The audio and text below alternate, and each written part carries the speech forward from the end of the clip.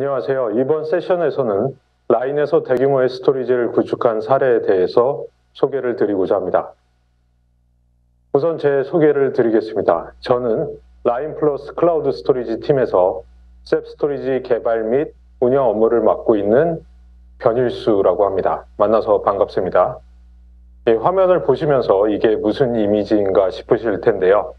셉 클러스터를 운영하면서 오픈소스 커뮤니티에 기여할 수 있는 기회가 운 좋게도 몇 번 있었습니다. 셉은 그 기여자들에게 이름이 적힌 티셔츠를 새로운 버전이 출시될 때마다 보내주고 있는데요. 제가 받았던 티셔츠의 사진들입니다. 옥토퍼스 버전부터 시작해서 최근에 받은 퀸시 버전까지입니다. 이 오픈소스 프로젝트에 참가하면서 가졌던 뜻깊은 경험을 보여주는 것 같아서 한번 첨부를 해봤습니다. 그럼 오늘 발표드릴 내용을 간략하게 소개해 드리도록 하겠습니다. 우선 왜 하이퍼스케일 오브젝트 스토리지라는 것을 구상하게 되었는지 배경 상황을 설명드리도록 하겠습니다. 이때 왜 셉 단일 클러스터로 문제가 해결이 불가능했는지에 대해서도 설명을 드리겠습니다.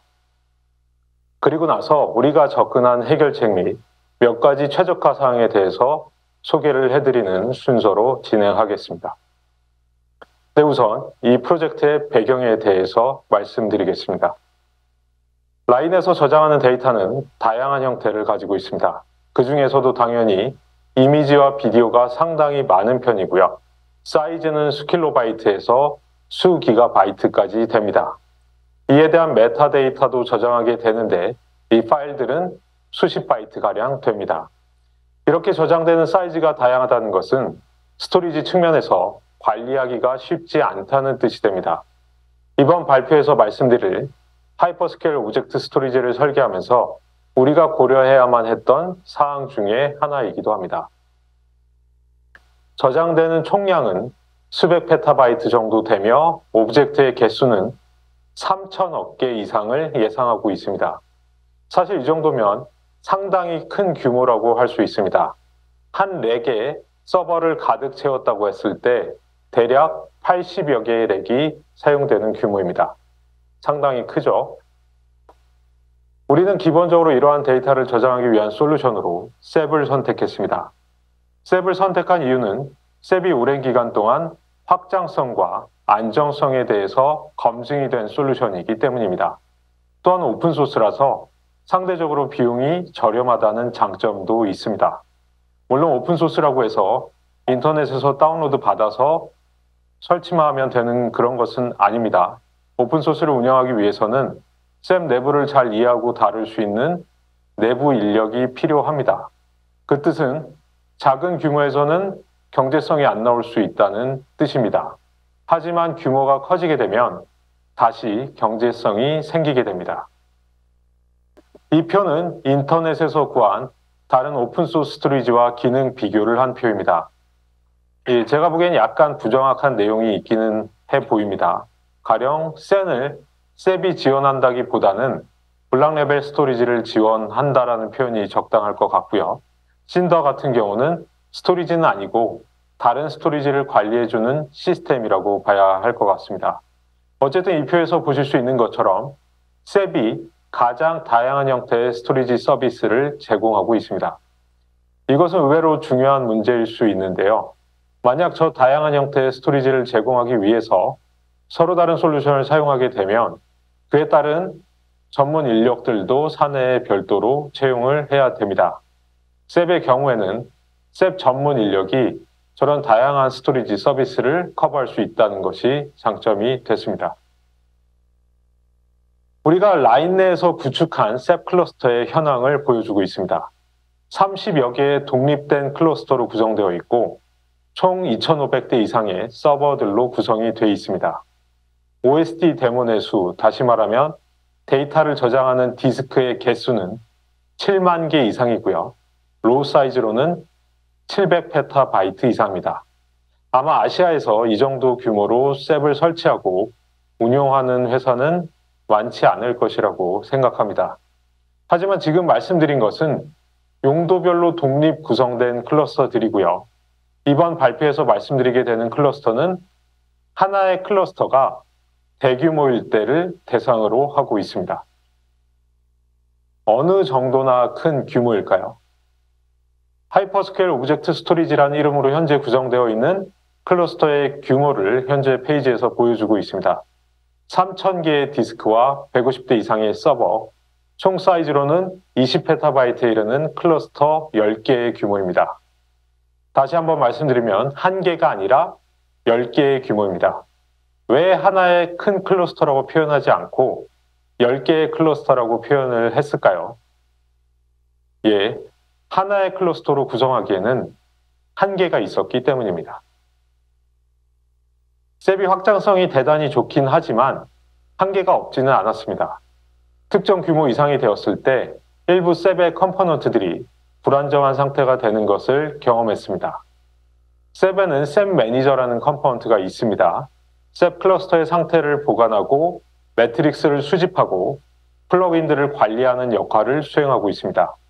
하지만 구조적으로 한계가 있었습니다. 여러 개의 데몬이 있더라도 그 중에 하나만 액티브 상태로 동작하고 나머지는 스탠바이 상태에서 대기하는 방식입니다. 그리고 액티브 데몬이 죽으면 스탠바이 데몬이 죽은 데몬을 대신하는 방식입니다. 그 말은 클러스터의 규모가 아무리 크더라도 결국 그 모든 OSD들의 상태를 보관하고 수집하는 역할은 단 하나의 데몬이 수행할 수밖에 없다는 뜻이 됩니다. 그 결과 특정 임계치를 넘게 되면 셉 매니저가 계속해서 죽는다거나 잘못된 정보를 반환하는 상황이 발생합니다. 그 구체적인 사례는 다음 슬라이드에서 설명을 드리겠습니다. 또 셉 모니터도 드물긴 하지만 문제가 되는 경우들이 발생했습니다.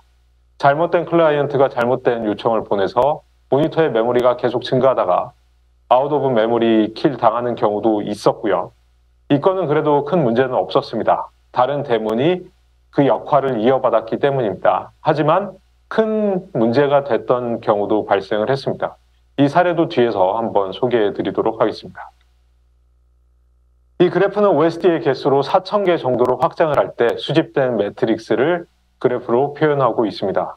그래프가 주기적으로 끊겨 있는 모습을 볼 수 있으시죠? 셉 매니저가 주기적으로 죽고 있다는 뜻이 됩니다. 4000개 정도의 클러스터에서 플레이스먼트 그룹의 변화가 일어나는 상황이 되면 셉 매니저는 버티지 못하고 계속해서 죽는 모습을 보여주고 있습니다. 이렇게 되면 셉 클러스터의 상태도 제대로 보여주지 못하는 경우도 발생하고요. 물론 이렇게 셉 매니저가 죽는다고 해서 셉 클러스터의 기능상 문제가 생기는 것은 아닙니다. 하지만 이 정도 규모를 관리할 수 있으려면 안정적인 모니터링이 필요하다는 측면에서 이러한 결함은 문제가 될 수 있다라고 판단했습니다. 이것은 우리가 실제 겪었던 사례를 보여주고 있는데요. 셉 모니터 3개의 데몬이 동시에 응답불능 상태가 되면서 전체 클러스터에 문제가 생겼던 상황을 보여주고 있습니다. 좌측에서 보실 수 있는 것처럼 전체 OSD가 마치 다운된 것처럼 표현이 되어 있고요. 우측 그래프를 보시면 그래프가 끊겨 있는데 이 시간 동안 셉 모니터들의 문제가 생긴 상황입니다. 대략 30-40분가량의 장애가 지속되었던 상황이고요. 물론 라인 메시지와 관련된 스토리지는 아니었고요. 내부용 스토리지였습니다. 그래서 이러한 경험들을 토대로 현재 라인 메시지와 관련된 스토리지는 안정적으로 잘 운영되고 있다는 점 말씀드리고 싶었고요. 다시 본론으로 돌아와서 이때 문제의 원인은 셉 모니터의 버그였습니다. 이 부분은 내부 동작과 관련이 있어서 이해를 위해서 간략히 설명을 드리겠습니다. 셉은 전체 클러스터의 상태를 OSD 맵이라는 곳에 보관하고 있고요. 클러스터에 노드가 추가되거나 삭제가 되면 OSD 맵이 변경됩니다.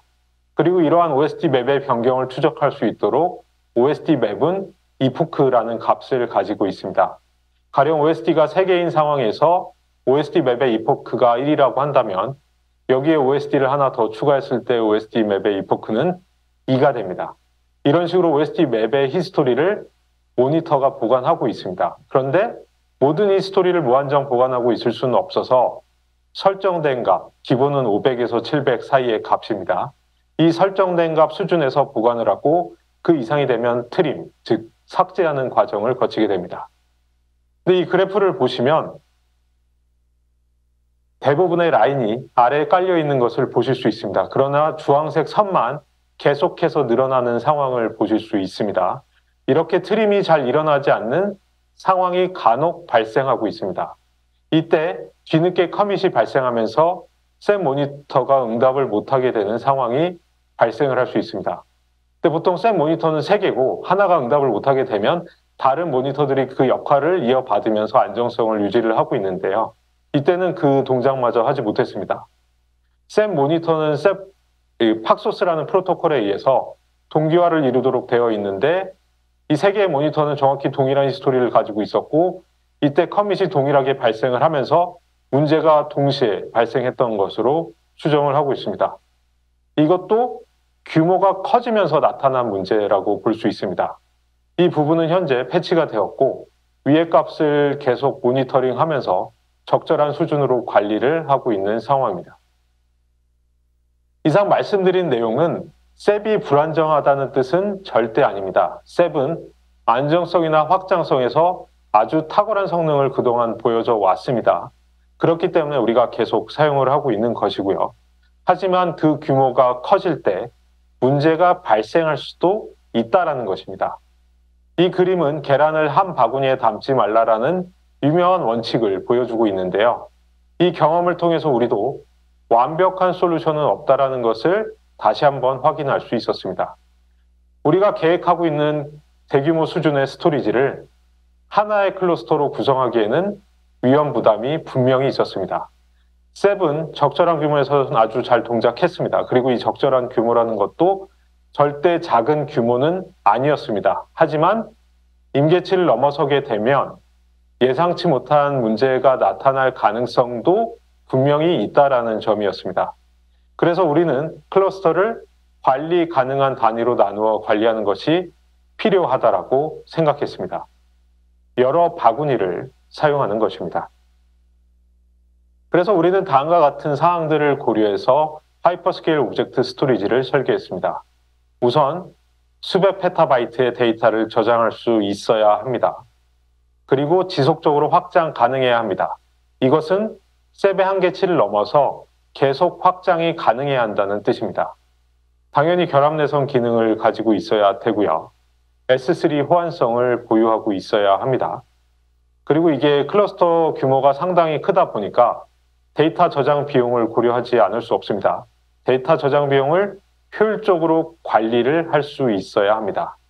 이 모든 조건을 만족하면서 사용자에게는 여러 클러스터가 아니라 마치 하나의 클러스터처럼 동작할 필요가 있었습니다. 그럼 이제 우리가 사용한 방법에 대해서 소개해 드리도록 하겠습니다. 첫 번째 방법은 클러스터를 여러 클러스터로 분리하되 마치 하나의 클러스터처럼 동작하게 추상층을 제공하는 것이었습니다. 한마디로 말해서 클러스터의 클러스터를 구성하는 것인데요. 이때 다음과 같은 제약사항을 둘 필요가 있었습니다. 클러스터를 구성하는 클러스터의 수는 증가할 수 있어야 했고요. 기존 클러스터는 제거하지 않습니다. 그리고 각 클러스터 간 트래픽을 웨이트 기반으로 제어할 수 있어야 하고요. 데이터 리셔플링 혹은 데이터 리밸런싱은 지원하지 않습니다. 이 그림은 우리가 클러스터의 클러스터를 어떻게 구성했는지를 개략적으로 보여주고 있습니다. 맨 밑에는 셉 클러스터와 로드 밸런서가 위치하고 있고요. 이것은 독립적으로 동작하는 하나의 클러스터입니다. 이런 독립된 클러스터가 다수 존재하고 있고요. 현재는 10개 정도 존재하고 있습니다. 그리고 그 위에 엔진엑스 기반으로 라우팅 레이어를 구현했습니다. 이 라우팅 레이어는 단순한 리버스 프락시는 아닙니다. 이 계층에서 해줘야 할 추가적인 일들이 있기 때문입니다. 가령 특정 버킷에 대한 트래픽을 어떤 클러스터가 처리할 것인지를 이 라우팅 레이어에서 결정을 해주어야 합니다. 그리고 조금 전에 언급됐던 것 중에 하나는 트래픽을 웨이트 기반으로 제어할 수 있어야 된다는 것도 있었고요. 하부에 다수의 클러스터가 존재하고 이 클러스터들로 향하는 트래픽이 항상 균등하다고 볼 수 없기 때문에 균등하다고 볼 수는 없습니다. 때로는 저장 용량 면에서 차이가 있습니다. 그래서 상부에서 웨이트 기반으로 트래픽을 제어할 수 있어야 합니다. 그리고 이 라우팅 레이어는 대규모 트래픽을 받아야 하기 때문에 다수의 로드 밸런서와 DNS 라운드 로빈을 통해서 확장성을 확보하고 있습니다. 앞에서 보여드린 것처럼 결국 데이터를 저장하는 것은 별도의 독립된 클러스터들입니다. 데이터의 듀러빌리티를 위한 데이터 레플리케이션은 각 클러스터 내에서 수행되고 있고요. 클러스터 간 레플리케이션은 별도로 수행되지 않습니다. 그러면 사용자의 트래픽이 어떤 클러스터에서 처리될지 어떻게 결정할 수 있을까요? 앞에 제약 조건에서 말씀드렸듯이 이 클러스터를 구성하는 멤버 클러스터들의 구성은 시간이 지남에 따라 계속 변하게 됩니다. 이런 변화를 추적하기 위해 라우팅 레이어에서는 클러스터 맵이라는 것을 유지하고 있습니다. 이 클러스터 맵에는 클러스터를 구성하는 멤버 클러스터와 각 멤버 클러스터에 대한 웨이트 값을 저장하고 있습니다. 그리고 시간이 지남에 따라 증가하는 에포크 값을 보유하고 있습니다.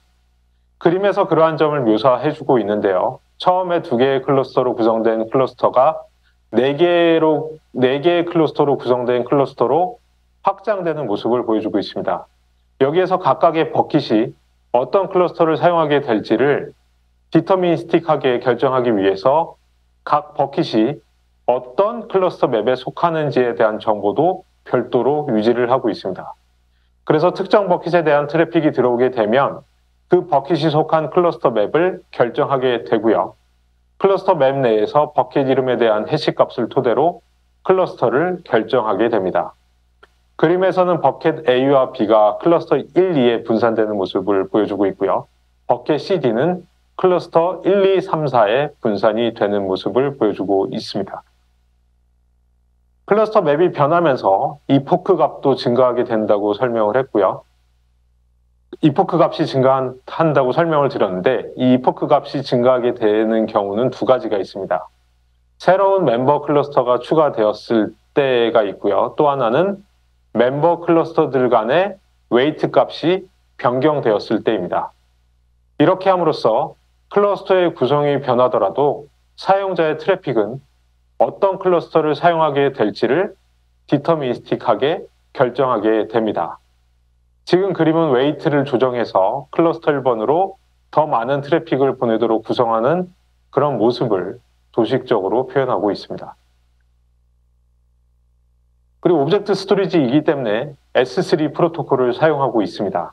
S3가 HTTP 기반이긴 하지만 라우팅 레이어가 단순히 리버시 프락시만으로는 부족하고 추가 기능이 구현되어야 했습니다. 대부분의 요청은 적절한 클러스터로 포워딩만 잘 해주면 됐습니다. 하지만 카피 요청 같은 경우는 포워딩만으로는 동작하지 않습니다. 카피를 처리하는 셉의 내부 로직 때문인데요. 그림에서 보시는 것처럼 셉에 저장되는 오브젝트는 여러 개의 오브젝트로 나누어져 저장이 됩니다. 그리고 그 중에 첫 번째 오브젝트는 헤드의 역할을 가지게 됩니다. 그 오브젝트의 테일들의 개수와 이름을 내부 메타데이터에 저장을 하고 있는데요. 이 오브젝트에 대해서 카피 요청을 하게 되면 셉의 라도스 게이트웨이는 새로운 헤드를 만들어서 기존 오브젝트의 테일을 공유하는 방식을 사용하고 있습니다. 이렇게 하면 데이터의 카피가 이루어지지 않는다는 장점이 있습니다. 그런데 이게 우리 시나리오에서는 문제가 됐습니다. 왜냐하면 클러스터의 바운더리가 바뀔 수 있기 때문이죠. 우리의 클러스터는 클러스터의 클러스터이기 때문에 다른 클러스터에 존재하는 오브젝트에 대해서 카피 요청이 도달할 수 있습니다. 이때 셉의 기본적인 라도스 게이트웨이는 이를 처리할 수가 없습니다. 소스 오브젝트가 현 클러스터에 없기 때문이죠. 그럴 때 이제 그냥 에러를 반환하게 됩니다. 이게 멀티파트 요청이 되면 더욱 복잡해지는데요. S3에서 멀티파트 오브젝트를 업로드할 때는 조금 더 복잡한 과정을 거치게 됩니다. 인인 요청을 보내고 업로드 아이디를 받아서 획득하고 그걸 통해서 파트를 전송을 하고요. 그리고 마지막으로 컴플릿 요청을 보내서 오브젝트에 대한 업로드를 마무리를 하게 됩니다. 그런데 이 중간에 보내는 파트도 다른 오브젝트의 카피일 수 있습니다. 여기에서 이제 더 복잡성이 증가를 하게 되는 것입니다. 이런 일련의 프로세스를 준수하면서 클러스터 간 카피를 수행할 수 있도록 라우팅 레이어에서 요청을 처리해 줄 필요가 있었습니다. 마지막으로 우리는 리셔플링을 배제한다고 했는데요. 그 이유에 대해서 말씀드리겠습니다. 이 그림은 트럭에 짐을 너무 많이 실어서 좌초된 모습을 보여주고 있습니다. 리셔플링을 배제한 이유를 비유적으로 표현하고 있는데요. 우선 리셔플링에 대해서 간략하게 설명을 드리자면 하나의 클러스터에 노드 하나가 추가되었을 때 셋 같은 경우 리셔플링 과정을 통해서 기존 노드의 오브젝트들을 새로운 노드로 이전하는 과정을 거치게 됩니다. 그렇게 해서 용량이나 트래픽 측면에서 균형을 유지를 하는 방식을 취하고 있습니다. 지금 우리가 논의하고 있는 규모에서는 이게 현실성이 없다라고 판단했습니다. 일단 이러한 큰 클러스터에 새로운 멤버 클러스터를 추가하는 것은 하나의 클러스터에 노드 하나를 추가하는 것과는 차원이 다른 얘기가 됩니다. 새로운 큰 클러스터가 추가되는 것이고요. 여기에 오브젝트를 재배치한다는 것은 시간이 너무 오래 걸려서 적용이 불가능합니다. 그리고 추가되는 단위도 클러스터이기 때문에 약간의 쏠림이 있어도 사용자의 트래픽을 충분히 처리할 수 있는 상황이고요. 그리고 추가된 클러스터도 개별로 확장이 가능하다는 특징을 가지고 있습니다. 지금까지는 여러 클러스터를 묶는 방법에 대해서 소개를 드렸고요. 다음에는 스토리지의 저장 효율을 높이기 위해 적용한 방법 몇 가지를 소개해 드리겠습니다. 반복해서 말씀드리지만 규모가 너무 크다 보니까 비용도 사실 어마어마하게 들어갈 수밖에 없습니다. 따라서 이러한 비용을 줄이기 위해서 데이터를 효율적으로 저장하는 방법이 필요했습니다. 그래서 우리는 하이브리드 스토리지 접근 방식을 취했습니다. SSD와 하드디스크, 레플리케이션과 이레이저 코딩 방식을 적절하게 혼합한 것인데요. 계층 구조 방식은 아닙니다. 오브젝트의 크기를 보고 저장되는 미디어를 선택하는 방식입니다. 셉에 있는 기본 기능은 아니고요. 이 자사의 필요에 의해서 추가적으로 구현한 기능입니다. 보통은 SSD와 하드디스크를 섞어서 쓸 때 계층화된 스토리지 구조를 채택합니다. 핫데이터는 SSD에 저장하고 웜 혹은 콜드 데이터를 하드디스크에 저장하는 방식인데요. 우리가 이런 방식을 취하지 않은 이유는 우리가 받고 있는 트래픽의 특성을 고려했기 때문입니다. 우리는 하드디스크에 이레이저 코딩을 적용했는데요. 이것은 3개의 복제본을 유지하는 방식보다 비용 효율 면에서 유리하다라고 알려져 있습니다. 하지만 실제 클러스터에 적용을 해보면 작은 오브젝트를 ECF에 저장했을 때 오버헤드가 상당히 크게 나타난다는 것을 확인할 수 있었습니다. 더군다나 우리가 받고 있는 트래픽은 오브젝트 하나에 메타데이터를 포함하는 작은 오브젝트 하나를 반드시 동반하기 때문에 단순히 핫이냐, 콜드이냐를 따져서 데이터 저장의 효용성을 높일 수가 없었습니다. 그래서 취한 방식은 오브젝트 크기에 따라서 미디어의 저장 방식을 선택한 것입니다. 이것은 결과적으로 우리가 저장하는 데이터의 특성에도 맞았었는데요. 메타데이터 오브젝트는 작은 오브젝트였고 이에 대한 요청은 빈번했습니다. 레이턴시에도 민감했기 때문에 이런 오브젝트들은 SSD에 저장했고요. 데이터가 들어간 큰 오브젝트는 레이턴시보다는 대역폭에 더 민감했기 때문에 하드디스크에 저장해서 사용자의 트래픽을 처리할 수 있었습니다. 마지막으로 적용한 것은 라이프 사이클 방식의 최적화를 적용한 것입니다. 이 데이터가 많다 보니까 잘 저장하는 것만큼이나 잘 지우는 것도 대단히 중요한 문제가 됩니다. 그리고 그 지워야 하는 데이터의 양도 클러스터의 규모가 커지면서 같이 증가를 하는 모습을 보여줍니다. 그러므로 기한이 다 된 오브젝트를 제때 처리할 수 있는 능력도 대단히 중요했습니다. 근데 라도스 게이트웨이의 기본 구현에서는 이 부분에서 약간의 문제가 있었습니다. 처리해야 되는 버킷의 목록을 각 샤드별로 분류해놓고 하나의 스레드가 그 샤드를 처리하는 방식이었었는데요. 한 샤드에 대규모, 그러니까 저장된 오브젝트가 많은 데이터가 있을 경우에, 버킷이 있을 경우에 그 샤드를 처리하는 스레드는 다른 스레드보다 처리 시간이 길어질 수밖에 없었습니다. 이 그림에서 그 점을 표시하고 있는데요. 1번 샤드의 버킷 B에 지워야 할 오브젝트가 많다라고 가정을 했을 때 이 1번 샤드를 처리하는 스레드는 버킷 C를 처리하는데 시간이 지연될 수밖에 없습니다. 근데 이 지연되는 시간의 차이도 단순히 몇 시간의 문제가 아니었습니다. 클러스터의 규모가 크기 때문에 지연이 되면은 며칠 동안 지연이 될 수도 있는 문제였습니다. 그 말은 다시 말해서 며칠간의 데이터가 제때 지워지지 못하고 남아 있을 수 있다는 뜻이 됐습니다. 그래서 우리는 하나의 샤드에 여러 개의 워크스레드가 진입해서 처리할 수 있도록 라도스 게이트웨이를 수정했습니다. 그러면서도 기존 처리 방식과 동일하게 하나의 스레드가 하나의 버킷만을 처리할 수 있는 것을 보장할 수 있도록 자체적으로 수정을 했습니다. 그러면 결론을 말씀드리겠습니다. 셉은 저희가 계속 운영을 해온 경험으로 봤을 때 대단히 안정적이고 확장성을 갖춘 오픈소스 스토리지였습니다. 다만 무한히 확장 가능한 것은 아니었습니다. 특정 규모 이상에서는 문제를 보일 가능성이 상당히 높았습니다. 이를 해결하기 위해서 우리는 여러 개의 클러스터를 하나로 묶는 방식을 취했습니다. 그러면서도 마치 하나의 클러스터처럼 동작하게 했으며 S3 호환성도 확보했습니다. 그리고 부차적으로 데이터를 저장하는 방식이나 삭제하는 방법을 최적화해서 비용 효율적으로 동작할 수 있도록 구성했습니다. 이렇게 해서 우리는 셉의 한계에 구애받지 않고 지속적으로 확장 가능한 하이퍼스케일 오브젝트 스토리지를 구성할 수 있었습니다.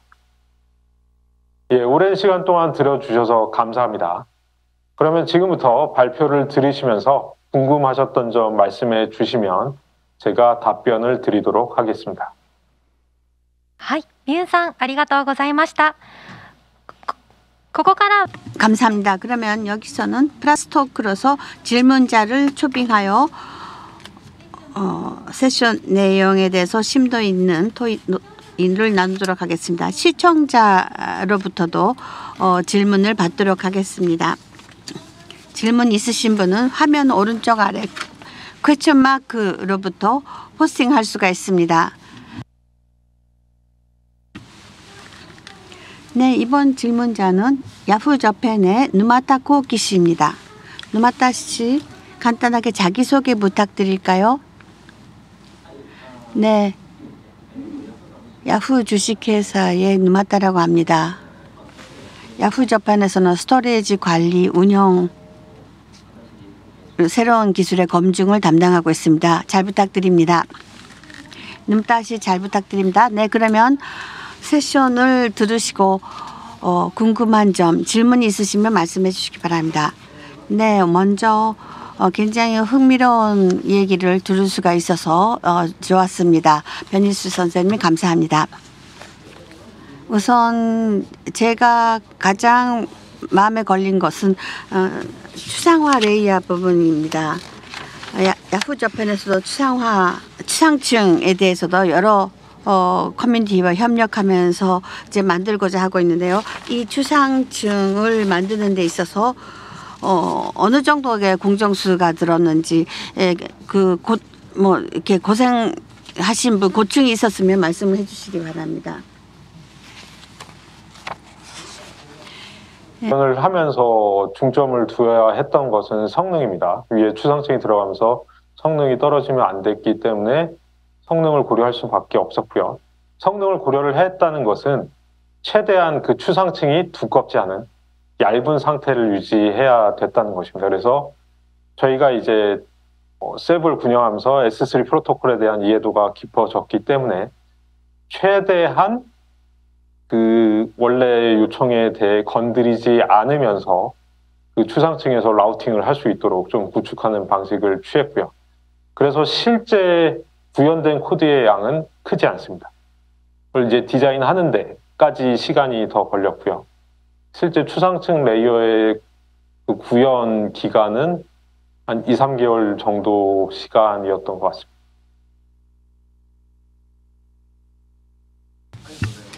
네, 감사합니다. 그래도 두세 달에 가능하셨다라고 하는 건 정말 대단하셨네요.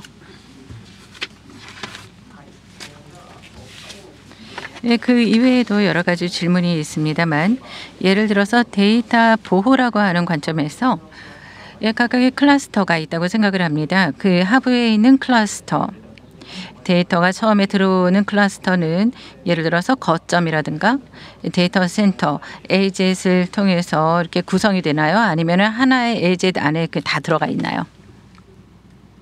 일단 오늘 말씀드린 내용은 하나의 AZ 내에 구성된 스토리지에 대해서 중점적으로 말씀을 드렸고요. 저희가 이제 스토리지를 운영하면서 안정성 문제가 있기 때문에 그 DR로 그러니까 물리적으로 멀리 떨어져 있는 데이터 센터에 뭐 데이터를 레플리케이션 하는 또 그 방법이 있습니다. 셉 자체적으로. 그래서 그 중요한 데이터 같은 경우는 그 DR을 적용을 하고 있고요. 가령 뭐 이제 그러한 것들을 이제 조금 더 전 범위적으로 적용하기 위해서 그 범위를 좀 확장시켜 나가는 중이라고 말씀드릴 수 있겠습니다. バックアップ、その DR のバックアップっていうのは、その非同期で行われてるっていう。 DR의 백업은 비동기인가요? 에 가깝게 동작을 합니다. ありがとうございます。 네, 감사합니다. 저희 여후 저팬도 하고 있는 것이 거점을 횡단적거나 혹은 거점 내에서도 AG를 그 횡단하여 구성하자는 노력을 하고 있습니다. 그런 부분에서 기술적인 교류를 하고 싶다는 생각을 했습니다.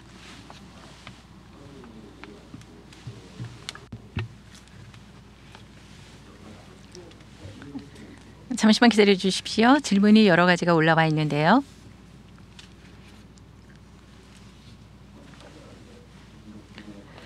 모처럼의 기회이기 때문에 말씀드리겠습니다. 클러스터의 루틴 컴포넌트라고 하는 그것은 SQL 아웃 되도록 설계가 되어 있습니까? 그러니까 그 클러스터 맵이라는 게 결국 그 역할을 수행한다고 볼 수 있는데요. 그러니까 클러스터가 3개일 때 버킷이 분배되는 것과 클러스터가 4개일 때 버킷이 분배되는 게 단순히 뭐 해싱을 하고 거기에 라운드 로빈을 한다고 하면은 위치가 바뀔 수밖에 없습니다. 그러면은 데이터의 위치가 바뀌기 때문에 운영에 좀 문제가 생길 수가 있고요.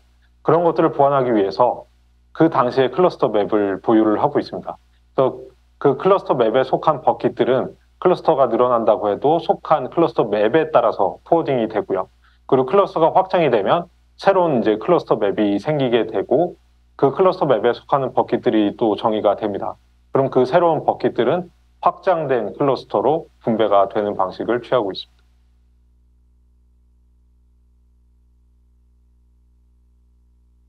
はい。ありました。ありがとうございます。 네, 감사합니다.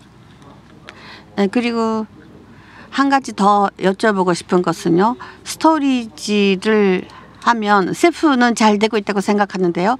데이터의 마이그레이션에서 조금 더 신경 쓰고 있는 부분, 실제 운영에서 어떻게 하고 있는지가 궁금합니다. 그 데이터 마이그레이션이 어떤 부면을 말씀하시는지 여쭤봐도 될까요?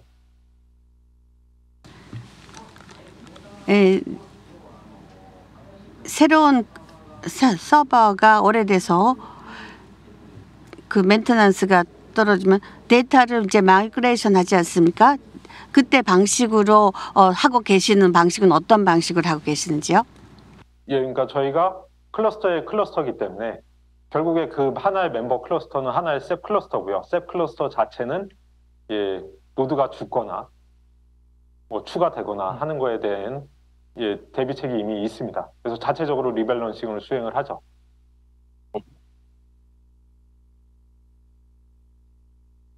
예, 혹시 대답이 됐을까요? あ、はい。 네, 셀프의 기능이라고 생각이 됩니다. 네, 잘 알겠습니다. 감사합니다. 그리고 마지막으로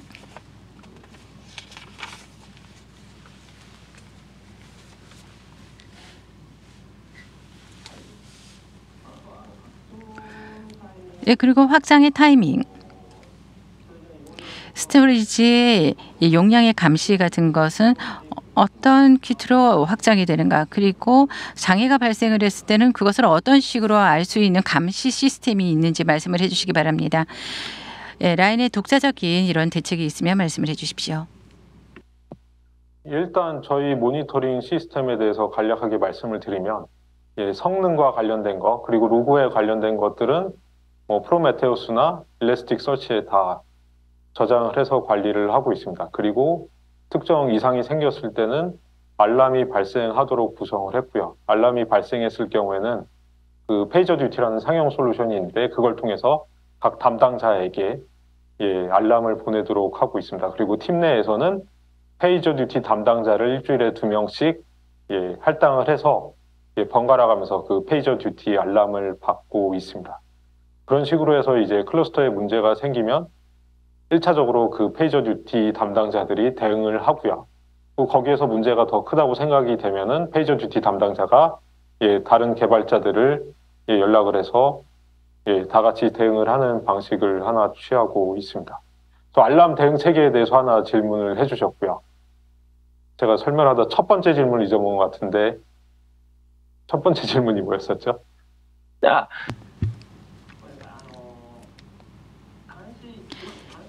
감시요. 감시 부분에 대해서 여쭤보고 싶었습니다. 이 시스템 감시로서 라인의 독자적인 감시 방식 같은 것이 있으시면 듣고 싶었던 것입니다. 이게 전체적인 질문이었습니다. 이게 클러스터가 크다 보니까 감시를 하는 것도 되게 또 다른 하나의 큰 주제입니다. 그래서 이거는 별도로 개발하시는 개발자분들이 계시고요. 어쨌든 여기에서 발생하는 모든 성능 매트릭들을 저장을 하고 또 로그 같은 거 수집을 해서 파싱을 해서 저장을 해서 ES에서 일레스틱 서치로 조회할 수 있게 다 구축을 해놨고요. 그렇게 하려면 여기에서도 상당히 성능적인 이슈가 많이 발생을 합니다. 클러스터가 워낙 크다 보니까. 그래서 이 부분에 대한 거를 보시는 파트가 또 따로 있습니다. 그거는 좀, 이 아웃 오브 스코프여서요. 뭐 별도로 그 모니터링을 보시는 파트가 있다라고 보시면 되겠습니다.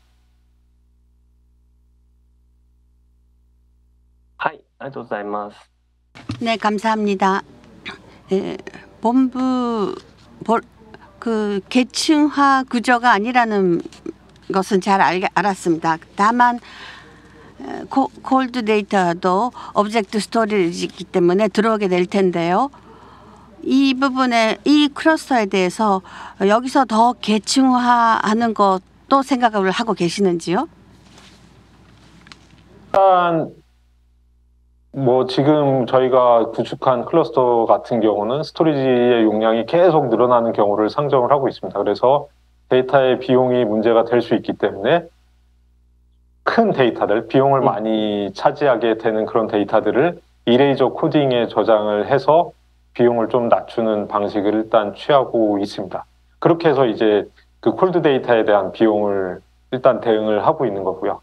현재로서는 그 콜드 데이터에 대해서 뭐 추가적으로 마이그레이션해서 뭐 콜드 아카이브에 저장하는 그런 것까지는 고려되어 있지 않습니다. あ、なるほど。わかりました。ありがとう。 네, 알겠습니다. 감사합니다. 이 오브젝트의 사이즈에 따라서 SSD와 HDD, 하드디스크에 이런 식으로 그리고 레플리카에 이렇게 보존을 하시고 계시기 때문에 정말 그것만으로도 아주 훌륭한 시스템이라고 저는 생각을 하고 있습니다. 감사합니다.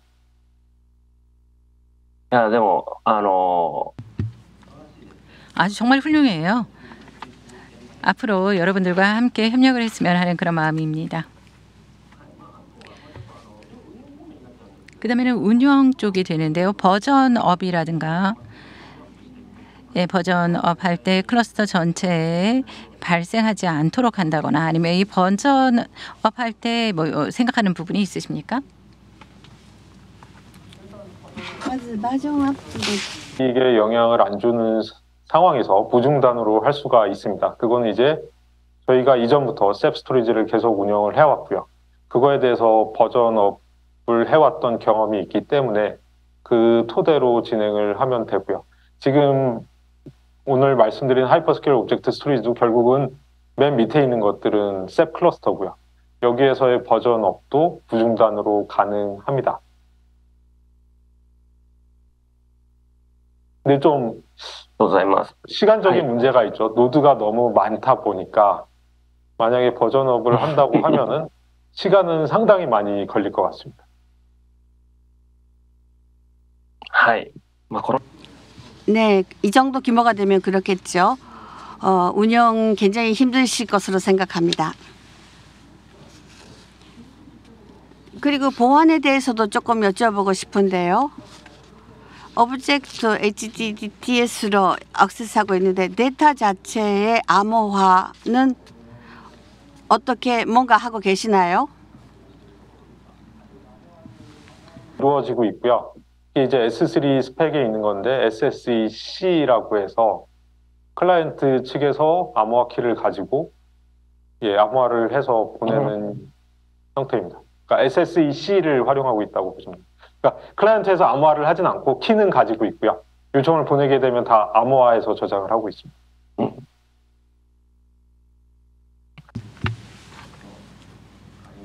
네, 감사합니다. 이 암호화도 이 야후 재팬에서 아주 핫한 그런 문제입니다. 참고로 하도록 하겠습니다.